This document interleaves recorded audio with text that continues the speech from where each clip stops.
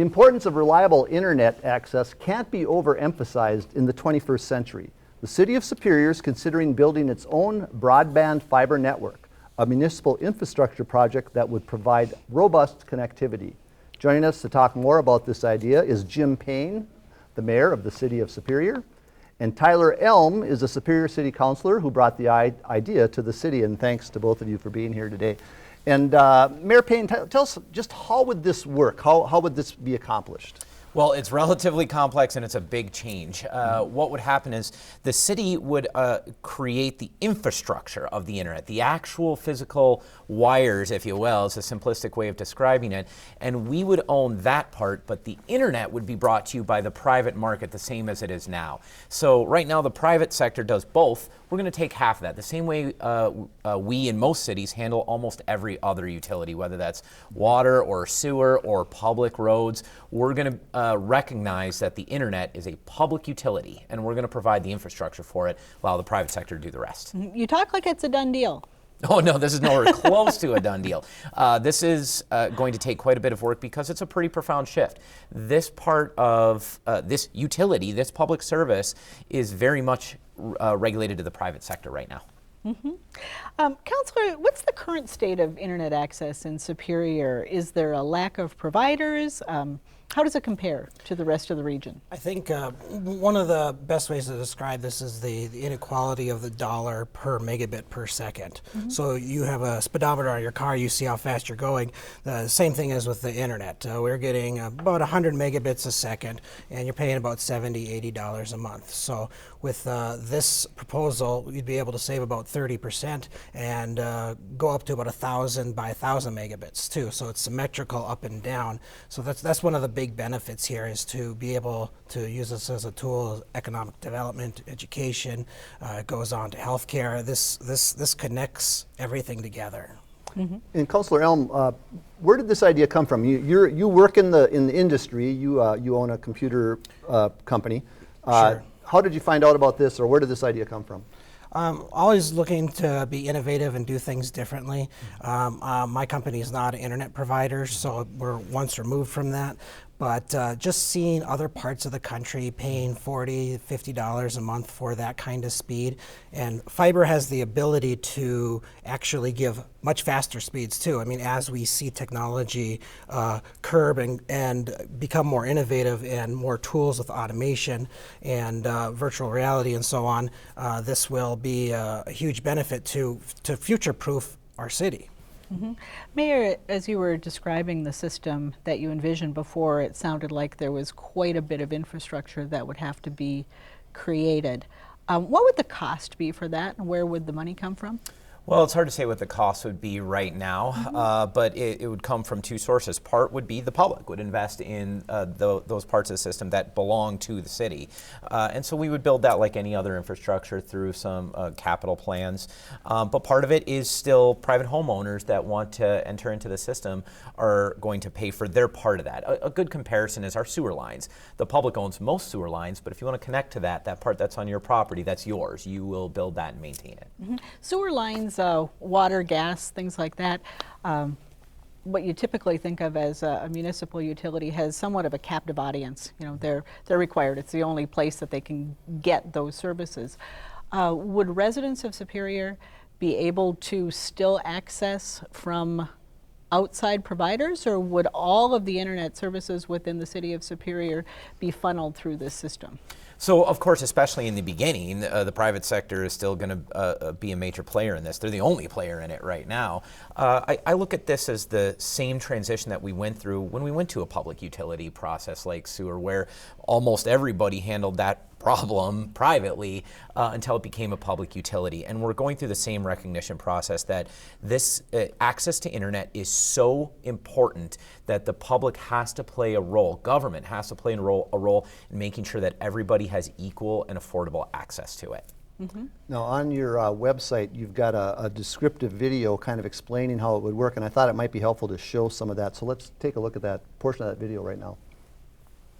problem with our current broadband system is that large internet service providers control the digital roads and access to those roads. They use this control to block competition and keep prices inflated. We understand that broadband network infrastructure is essential to everyday life, and that open networks lead to innovation, increased competition, lower prices, and faster network speeds.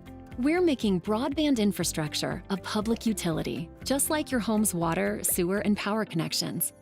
But we will not compete with the private sector by providing internet services over this infrastructure.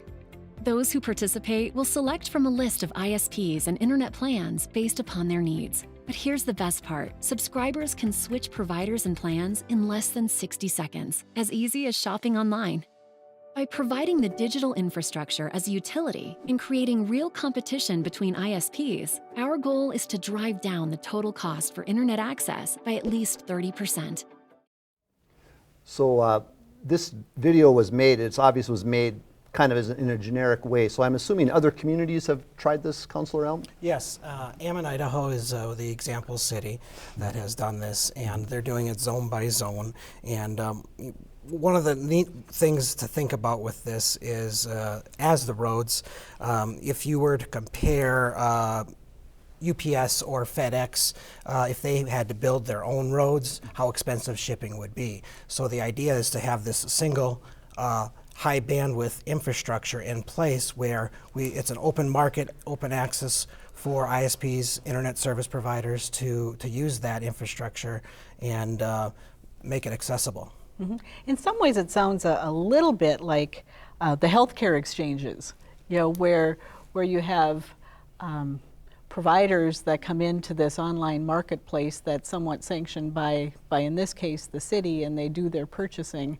and ordering through that. How do you get the ISPs to participate in something like this? What's the advantage to them to essentially buy into this system? Because it's an open market, and so it's roughly as difficult as getting people to drive on our roads. When you make something that everybody can use equitably, everybody uses it. And so right now, the barrier to entry for a new company to come into a place like Superior is they have to provide their own infrastructure. Other companies generally aren't very cooperative in letting other people use their infrastructure. We're going to provide it, and then any internet company will be able to use that and sell internet service to people in Superior. And Councilor Elm, does lack of broadband access right now, do you think it's impacting the city, both businesses and residents? Do you see a real need for this? Absolutely. Not only access in certain areas, but just the inequality of the speed. I mean, that if you are a business and every aspect of business needs it, whether it's the telephone aspect, communication with the customer, point of sale, credit card transactions, even in the entertainment realm, you have 4K television. That's becoming more important to have that kind of bandwidth available too. So I mean, this impacts a lot. Information technology changes so rapidly these days. There's so much competition in the broadband market. Government generally isn't known to be real nimble. How do you respond as a government to those changes and make sure that you don't wind up with technology that's obsolete a couple of years down the road, and maybe taxpayers are stuck with some expensive fiber optic albatross that they still have to pay for? The capacity per second on fiber can be 25 million megabits per second. So we're not even close to that. The end units can be replaced. So once that infrastructure is in place, you would be replacing the two different end units as technology advances. So there isn't anything faster out there at the moment. And at the current model is using whether it's existing telephone lines or existing coax cable, and what's being done right now is different hubs are getting closer and closer to the homes to try to get the most out of the existing infrastructure. But with this proposal, getting fiber to the home would be able to give that near unlimited capacity in comparison. On the website, if you go to connectsuperior.com, you can see a visual graph what we're currently getting now to what it could be. So I don't see a faster method at the moment.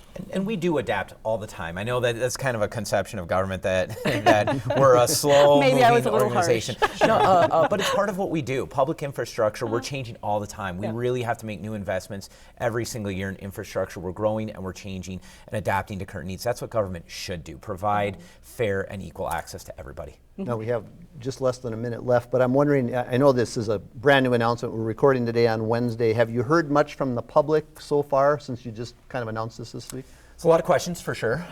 It's a big proposal. There's going to be people that are nervous about it. On the whole, though, people recognize the need for high-speed internet, and they recognize that the system that they have right now doesn't work very well. And you do have a survey online that you're trying to collect some information from people. Where do people find that, and what are the kinds of questions that you're asking? The website's connectsuperior.com, and it's a 3-minute survey. It's where do you live, what kind of speeds are you getting. There's a speed test option to actually see what you're getting, and then how much are you paying per month, and are you satisfied with the service? Is it, do you feel it's fair, is it excellent? And we're going to collect that information to see what spots of the city are most interested and what they're paying and what they're getting.